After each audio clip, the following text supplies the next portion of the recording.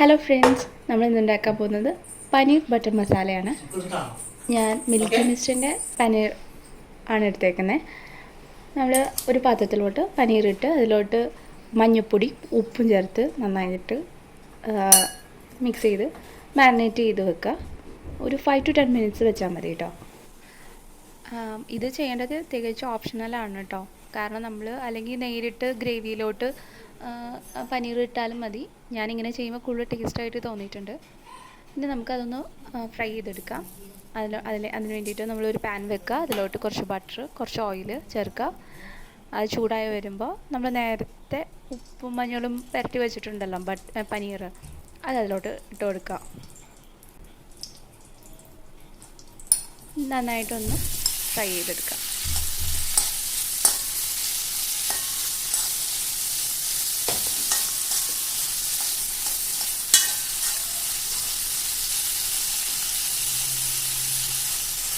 ഒരു പാത്രത്തിലോട്ട് മാറ്റാം. നമ്മൾ ഈ ഫ്രൈ ചെയ്ത ഇതേ ബട്ടറിൽ തന്നെയാണ് നമ്മൾ ഗ്രേവി ആക്കാൻ പോകുന്നത്. അതിന് വേണ്ടിയിട്ട് കുറച്ച് രണ്ട് മൂന്ന് ഏലക്ക, 2 ഗ്രാമ്പു, ഒരു കഷ്ണം പട്ട, പിന്നെ സവോള, ഒരു വലിയ തക്കാളി, പിന്നെ 3-4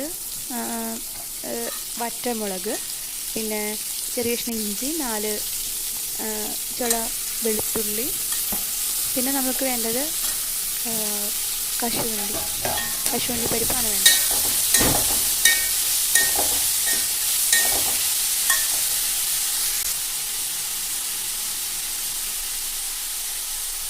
നമുക്കതിലേക്ക് ഉപ്പും കൂടി ഇട്ടിട്ട് നന്നായിട്ട് അത് വേവിച്ചെടുക്കണം.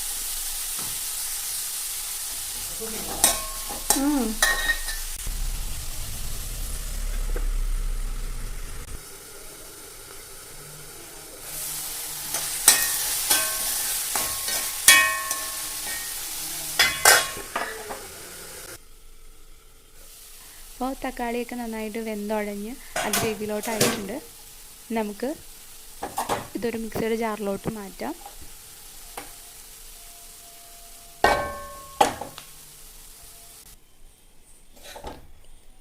ഇതിൻ്റെ ചൂടാറുമ്പോൾ നമുക്കിത് നന്നായിട്ട് അരച്ചെടുക്കാം. ഇനി ഈ നേരത്തെ പാനിൽ തന്നെ നമുക്ക് കുറച്ചുകൂടെ ബട്ടറും കൂടി ഇട്ടിട്ട് ഒരു 3/4 ടീസ്പൂൺ മല്ലിപ്പൊടി വേണം, പിന്നെ ഒരു പിഞ്ച് മസാലപ്പൊടി, പിന്നെ 1 ടീസ്പൂൺ മുളക് പൊടി. ഇത് ചേർത്ത് നന്നായിട്ട് മൂപ്പിച്ചെടുക്കുക. എന്നിട്ട് നമ്മൾ ഇപ്പോൾ അരച്ചു വെച്ചിട്ടുണ്ടല്ലോ ആ മിക്സ് നമുക്കതിലോട്ട് നേരത്തെ ചേർത്ത് കൊടുക്കാം. നമുക്ക് ആ ജാറും കൂടെ കഴുകി ആ വെള്ളം കൂടി ഒഴിക്കുക കേട്ടോ. നമുക്ക് എത്രത്തോളം ഗ്രേവി ആവശ്യമുണ്ടോ അതിനനുസരിച്ചിട്ട് ഒഴിച്ചു കൊടുക്കുക. കാരണം ഇത് കൂടുതൽ വെള്ളം ഒഴിച്ചാലും ഇതിങ്ങനെ തിക്കായിട്ട് വന്നോളും, അത് പേടിക്കണ്ട. നമുക്ക് ഗ്രേവിയിലോട്ട് കുറച്ചുകൂടി ഉപ്പും ഒരു 1/2 ടീസ്പൂൺ പഞ്ചസാരയും കൂടി ചേർക്കുക. ഗ്രേവിക്ക് എല്ലാ പുളിയും എരിവും എല്ലാം ബാലൻസ് ആവാൻ വേണ്ടിയിട്ട്. എന്നിട്ട് നമ്മൾ നേരത്തെ ഫ്രൈ ചെയ്ത് വെച്ചേക്കുന്ന പനീറും കൂടി ഇട്ട് നന്നായിട്ട് തിളപ്പിച്ച് വേവിച്ചെടുക്കാം. നമ്മൾ ഇറക്കാറാകുമ്പോഴേക്കും കസ്തൂരി മേത്തി അത് നന്നായിട്ട് കയ്യിൽ വെച്ച് റബ്ബ് ചെയ്തിട്ട് പൊടിച്ച് അതിലോട്ട് ചേർക്കുക. അതാണ് ആ കറിക്കൊരു മണവും ടേസ്റ്റും കൂട്ടുന്നത് കേട്ടോ. പിന്നെ ഈ സമയത്ത് നമുക്ക് കുറേ കൂടെ ക്രീമി ആവാനായിട്ട് ഫ്രഷ് ക്രീം യൂസ് ചെയ്യാം കേട്ടോ. ഞാനിതിൽ ചെയ്തിട്ടില്ല. ഞാൻ നേരത്തെ പറഞ്ഞ പോലെ നല്ലോണം ക്രീമി ആവണമെങ്കിൽ നമ്മൾ ഉപയോഗിക്കുന്ന കാഷ്യൂനട്ടിൻ്റെ എണ്ണം കുറച്ചുകൂടെ കൂട്ടുക. ഇനി നമുക്ക് ഒന്ന് ടേസ്റ്റ് ചെയ്തിട്ട് എന്തെങ്കിലും കുറവുണ്ടോ, ഉപ്പും എല്ലാം ബാലൻസ്ഡ് ആണോ എന്ന് നോക്കിയിട്ട് മാറ്റാം. നമ്മുടെ പനീർ ബട്ടർ മസാല റെഡി ആയിട്ടുണ്ട്.